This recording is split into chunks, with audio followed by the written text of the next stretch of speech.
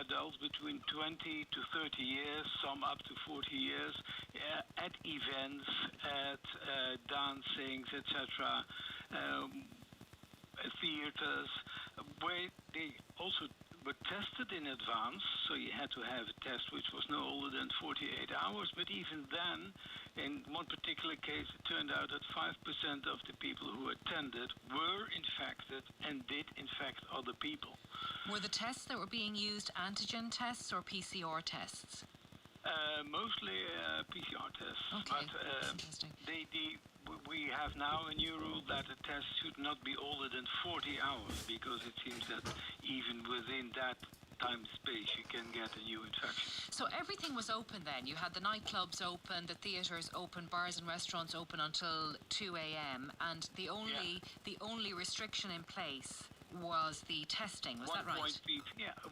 Testing in advance if you have a large event with large number of people attending, 1.5 meter distance in between people, and closing at 2 a.m. in the morning. Well, that has changed. If you would look at the outdoor events, you would only have the 1.5 meter rule, but now even, for instance, the Grand Prix Formula One in Zandvoort probably will not be able to have that much people attending the race, the upcoming race, and there are more of these large events which have to apply new stricter rules again. Okay, and what's been the attitude of the Dutch people to all of this? Are they frustrated with the about turn? Do they accept the apology from the Prime Minister? Well, there is something like, why were you so fast in opening up so completely, more or less? That is now the discussion, and that's why the Prime Minister and also the Minister for Public Health have made excuses. Yes, we were too optimistic, we made too rapid decisions. But you have over 30 organizations and festivals and other occasions, like the F1 Dutch Grand Prix in Zandvoort, and also large music events, which now have a court, how do you call it, a court case against the government for the new decisions, like, sorry, we have now invested so much in this, and now you turn it back completely. But that will be on Friday in the Hague court. If the new rules will apply also to these events, which have been based on the new, on the former free rule. Yeah, it's very interesting to hear what's been happening there, and thank you for talking to us this morning, Jan, about Medicine and Benevolence. Sarah's been in touch to say she's in a predicament. My passport's in my maiden name, however, my COVID digital cert is in my married name. I'm registered with Revenue under my married name, so she wants to know, will I need to change one of these documents in order to travel? Can the name on the COVID cert be changed? Well, we know, Sarah, that you can call the COVID cert helpline, which is 1800 851 504. But at the moment, that line is only open to people who have an emergency and who are travelling within the EU in the short term. So if that applies to you, now that's 1800 851 504. We'll be talking about alcohol and the link to cancer. 51551. Today with Claire Byrne on RTE Radio 1. Ireland is recovering from the pandemic due to the huge efforts and solidarity of the Irish people with a safe and gradual reopening of our economy and society. From July 19th, new COVID-19 advice and rules will come into effect for international travel. And here are 5 important things to bear in mind. 1. Make sure that you check gov.ie/travel for the most up-to-date international travel advice for the country you are planning to visit. 2. Be certain that you fully understand the quarantine rules that will apply when you return to Ireland. 3. Check your passport. If it is out of date, you can use Passport Online for renewal. 4. The digital COVID certificate will help you move freely and safely within the EU. It will be available to people who have been fully vaccinated or who have recovered from COVID-19 in the preceding 180 days or have had a negative COVID test. 5. Infection rates around the world can result in rapid changes to the rules, so be careful about where you plan to go. Use your judgment about the risk of infection and take all sensible precautions. For all the details on international travel, please visit gov.ie/travel. Supported by the Government of Ireland. Today with Claire Byrne on RTE Radio 1 with Opal. Get behind the wheel of your new Opal at the Opal Open Road event, now on at your Opal dealer. Today with Claire Byrne on RTE Radio 1.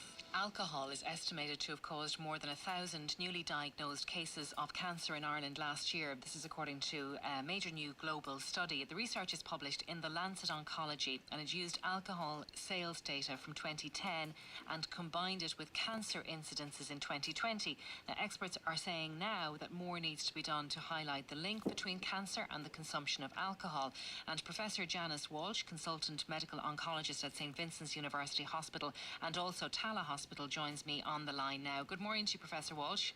Good morning, Claire. Thanks very much for joining us. I think for most people today, the most worrying aspect of this research is that even moderate consumption of alcohol will increase the risk of cancer. Isn't that right?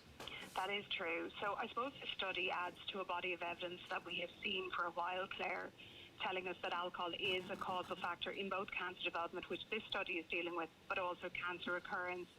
And while we see that risk is higher in patients with what is defined as risky drinking, that is 3 to 6 units per day and higher, we still see an increased risk in those patients who have moderate intake, which is 1 to 2 drinks a day. And I think we should talk about very much what is 1 to 2 drinks a day. So talk to us about that. Yeah. So I suppose I find mostly in my clinics that it is shocking to me how little people understand about what 1 drink or 1 unit is. 1 unit is essentially 100 mils of wine, 1 pub spirits measure, or a half a pint of beer. So in terms of many of the people I will deal with will have had a breast cancer diagnosis. We will talk about the fact that, let's say, a bottle of wine contains between 8 and 10 units of alcohol, depending what the percentage of alcohol within that is. So what we're seeing within this study, that an Irish glass of wine, which essentially is 2 units, already per day is associated with an increased risk of cancer development. When you say an Irish glass of wine, do you mean an Irish pub measure of wine or Correct. something we would pour for ourselves? Yes, it's very much the French measure, that's 100 mils. Yeah. A lot of ours will be 170 mils or in excess. And if you're pouring it for yourself at home, it's going to be probably more than that, isn't it? And like you say, 1 unit often is the glass you pour, right? And the glasses can get pretty big. Yes, we So were it's talking about really that in the office this morning. I mean, some of them, you could fit the whole bottle into them. You could. So You what advice do you give people then in your clinic when you're talking about alcohol and what is safe? No alcohol, that's the safe way to go, is it? Safest is. I mean, it is important to say that still some within moderation is probably okay, but it is understanding where that risk starts. And like you've said, once you have any drink at all, that risk starts to escalate. But what I tend to recommend is if they could remove all habitual drinking. So what am I talking about that? We come home at the end of the day, we're exhausted, we're wound up, we're trying to relax. Try and take all of that out and really to reserve alcohol intake for kind of celebratory type events. And when I say that, I'm not talking about then large quantities to be taken in, but again, holding your 1, 2, 3, 4 units within that event. Can you talk to me about how alcohol consumption is changing our DNA? Yeah. So I suppose the big issue relates to alcohol is, why does it cause these problems? Well, we know that there's a range of different factors as to why it increases the likelihood of cancer development. One of the main ones, I suppose, is that when it's broken down in the body, it's broken down into a chemical called acetaldehyde. And that essentially has been shown to cause direct damage within our DNA and also impair our ability of our cells to repair themselves, which is something that happens all day, every day. The second thing we know is that alcohol affects our hormone production. So we get higher levels of estrogen, which can be associated with cancer development, particularly breast cancer. And then the third one would be where we get scarring within the liver, something known as liver cirrhosis, which can increase our likelihood of developing a cancer that actually develops within our liver. And the last one is the fact that there's a lot of calories in alcohol. And we know that with calories comes weight, and we know itself, independent of alcohol intake, is associated with increased cancer risk. So I suppose as we've navigated through COVID, I've had a lot of people coming into me, talking about the weight gain that they have put on, the amount of alcohol they've been taking on just to try and get over the, let's say, social isolation. So I suppose we're not even seeing the impact of that within this study, because obviously the data was many years ago. But I think we are going to see 100% impacts of these manoeuvres as people isolated at home. And one critique of this study that we're talking about today is that it doesn't account for individual environmental, physiological, genetic, social risk factors for developing cancers. Would you agree that the researchers have made too much of a leap just linking cancer with alcohol consumption alone? I don't think so, because really this is a body of evidence that we're seeing consistently throughout the literature for a number of decades now.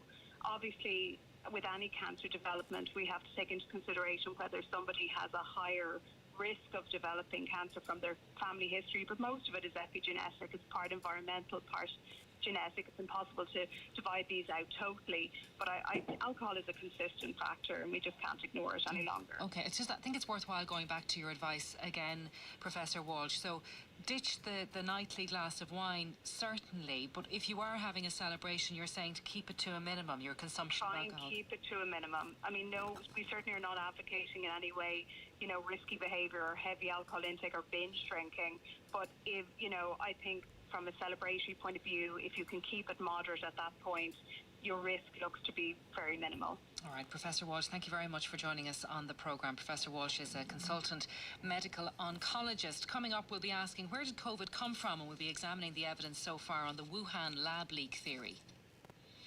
Email todaycb@rte.ie. Friday, July 16th with RTE National Symphony Orchestra live.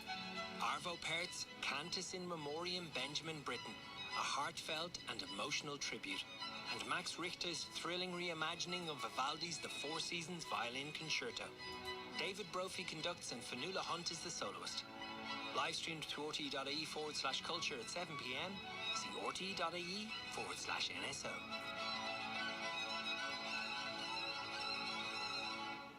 Hi, it's Owen. I can't answer the phone right now. I'm currently enjoying the advanced comfort seats and suspension with progressive hydraulic cushions in my new Citroen C5 Aircross SUV. I'm really enjoying the drive, so please don't leave a message. With Citroen's advanced comfort technology, you may end up travelling further than you planned. Experience Citroen Comfort, a 5-year warranty and flexible payment options across the range. For more, see citroen.ie. Today with Claire Byrne on RTE Radio 1 with Opal. Discover your new Opal at the Opal Open Road event, now on at your Opal dealer. Today with Claire Byrne on RTE Radio 1. Getting lots of questions in about the digital COVID certificate. Can you find out what happens if vaccinated parents have to travel to, say, France and discover just before leaving France to return home that their 15-year-old is COVID positive? Oh my goodness. I have no idea what that would mean for you. Do they have to stay abroad until the teenager recovers? I would imagine so. Because you'd be a close contact. Liz has been in touch to say, spend a day in any GP practice and know that they do not need any more loaded on them. They're run off their feet. My experience of interacting with my GP practice with and for my 90-year-old father has shown me this, and I cannot sing their praises enough. Thank you, Liz, for getting in touch on 51551. We're going to come to the Wuhan lab leak theory in just a moment, but first, the disruption off the field at Euro 2020 has damaged our own chances of being part of a successful bid to host the 2030 World Cup. That's according to my next guest. Racist abuse of several black English players, violent clashes in and around Wembley Stadium, fans breaking through barriers without tickets. It's all left England's reputation on the global football stage in tatters. And I'm joined now by Jim Boyce, Honorary Life President of the Irish Football Association and former FIFA Vice President. Good morning, Jim. Good morning, Claire. Nice to speak to you. And good, thank you for joining us this morning. What did you make of everything that went on with England at the Euros over the last month? I think I made the same as any other decent person. What happened was absolutely disgraceful. We'll start off with first of all, the booing of the national anthems, which to me should never happen. Then we had the laser incident, shown on Casper Schmeichel. We then had the invasion of about 5,000 morons getting into the stadium. We then obviously had the terrible situation of the young black players being abused, and I mean abused by this wretched social media that are going to have to do something to stop this abuse. So overall, it's not a very nice thing to happen to English football. The players on the pitch, the manager, they did everything to try to bring a country together after all of us suffering from a terrible pandemic. And of course, all the headlines afterwards are about what happened off the pitch and not what happened on the pitch. Well, let's look at this from a selfish point of view, because Ireland is going to be involved in this bid to host the World Cup in 2030, along with the UK and including England as a key part of that. Is that bid damaged now from the get-go? I sincerely hope that it's not damaged, Claire, but yes, I think there's no doubt that people in FIFA, other countries will look at what has happened. There's other countries bidding to host the 2030 World Cup. I think Portugal and Spain are one of them, and I know there will be others. So it's bound to be damaged. And Claire, if I could go back to 1996, when it's the last time that England were awarded a major tournament, and that was the European Championships in 1996. Hooliganism was at its worst in England just prior to that European Championships being played, and there was serious talk that the tournament was going to be moved. It was only because of the tremendous relationship between Sir Bert Millichap, who was the chairman of the English FA at that time, and Egidius Braun, who was the president of the German FA, and he was also, I think, the treasurer of UEFA. They worked very hard to ensure that England kept that European Championships in 1996. So it's not the first time that hooliganism has raised its head. Of course, it happens in other countries as well, Claire, and we understand that. But what happened over the last 4 or 5 days at Wembley is inexcusable. You see, if you were England and you were looking to 2030, surely you would have had more security on Sunday in particular. It is quite unbelievable that it happened in the first place, isn't it? Yeah, totally unbelievable. I mean, I don't know who's responsible for organising the security. It's normally done in sort of cooperation between the host association and obviously the police. But to ask these young stewards, who are basically volunteers, to try to control the mobs that broke into Wembley, I mean, they just can't do it. So I think the whole security situation from top to bottom has got to be looked at, because it should never have happened. Is there any way that Ireland could do it, Ireland and Northern Ireland, Wales and Scotland, without England? It's just not even thinkable, to be honest with you, because to be fair, Claire, the UK, England, you see, Northern Ireland couldn't host a match anyway because they don't have a stadium big enough to host it. So let's forget about that. Ireland, Dublin have wonderful stadium in the FIFA, and there are many wonderful stadiums throughout England. And of course, you've got the likes of Hampden Park, and you've got the Millennium Stadium in Cardiff. So the infrastructure's there to host a major World Cup. There's no doubt about it. The UK and Ireland bid is a very strong bid because of the football.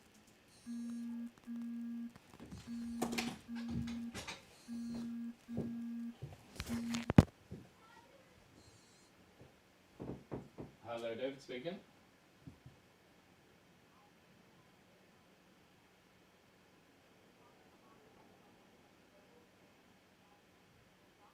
Oh yeah, great, thanks.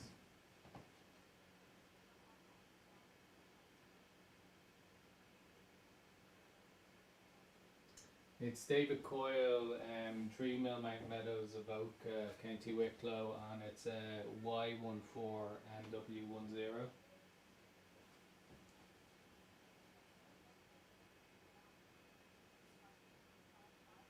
Oh, I won't actually be here. Yeah, no, it's just I'm actually away Friday. Would Monday be you free?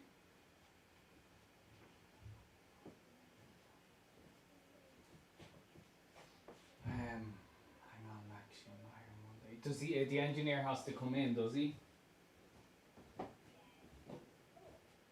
And what time would it be on the thing between in the morning? Is it?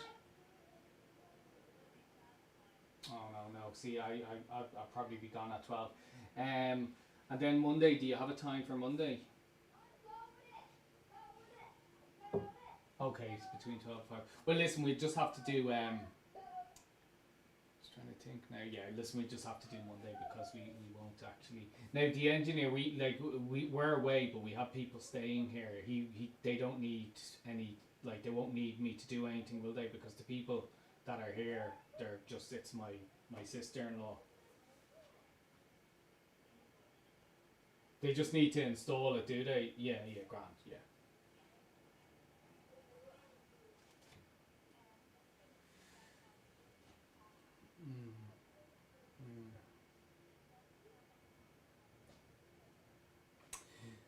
No, I'm just thinking they might actually not even be here themselves because they're kind of holidaying here. I'm back on Thursday. Yeah, just in case, because I don't want, just in case they're not here, because they're coming here to take a break, and we're not here. We're away ourselves. So I do need it urgently because I'm working off a hotspot on my phone. But listen, it can't be helped. Yeah, listen, let's just organise it for Thursday because I know I'll definitely be here. So what date's that? Yeah, is that okay? Yeah. No, the 23rd, is it? No, that's the 20. It's the 22nd, is it? 22nd, 23rd. Yeah. Okay, I'll put a note in. So from 22nd from 12 to 5. Yeah, that's great. Okay, listen, thanks for that. All right, bye.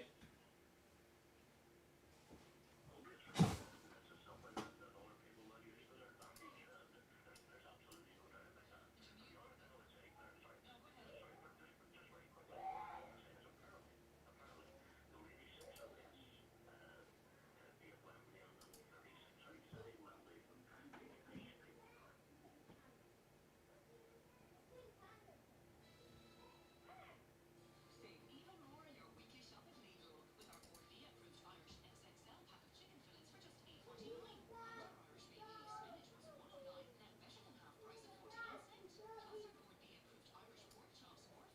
$8.49.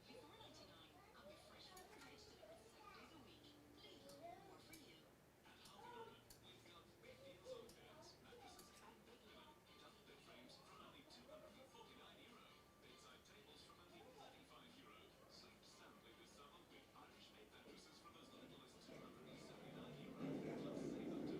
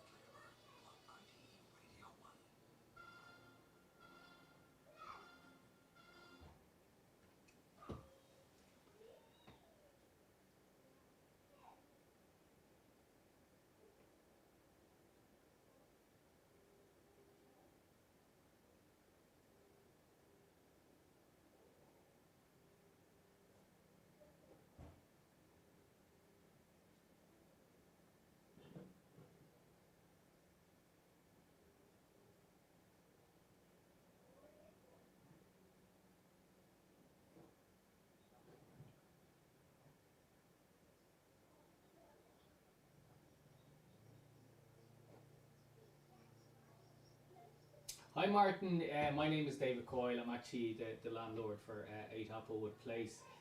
Listen, I just wanted to get in touch regarding the fridge. Firstly, apologies for only getting in touch now. I've just had a crazy few weeks with going back to work. But I wanted to just get in touch about the fridge. I just wanted to organise a day that's convenient for you for delivery.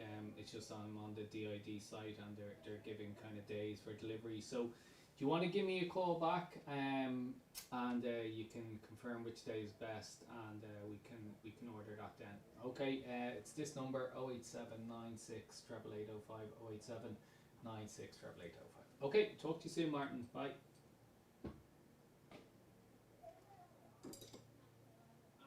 Brilliantly by the medical people at the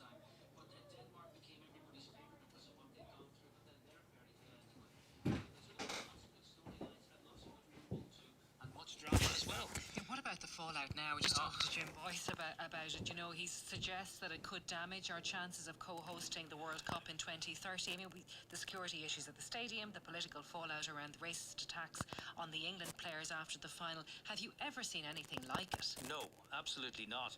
I was in Wembley for the two semis and the final, and for the two semis, I stayed in a hotel on Wembley Way, and at 2 o'clock in the afternoon, it was possible to go up to a cafe, have a coffee and a sandwich, and just take in the atmosphere of a big match happening that night, even on the day that England were playing. But I went back there on Sunday, and I went to do a piece for the news, the 6-1 News, on a bridge by Wembley Park Tube Station with Wembley Way behind me, and it was heaving with people, absolutely heaving. Social distancing out the window, no chance of observing COVID protocols at all. And it was obvious also by paying attention to what was going on around. There were young men, and mostly they were young, carrying 12 packs, 24 pack slabs of beer. I went into Tesco Express to get a bottle of water.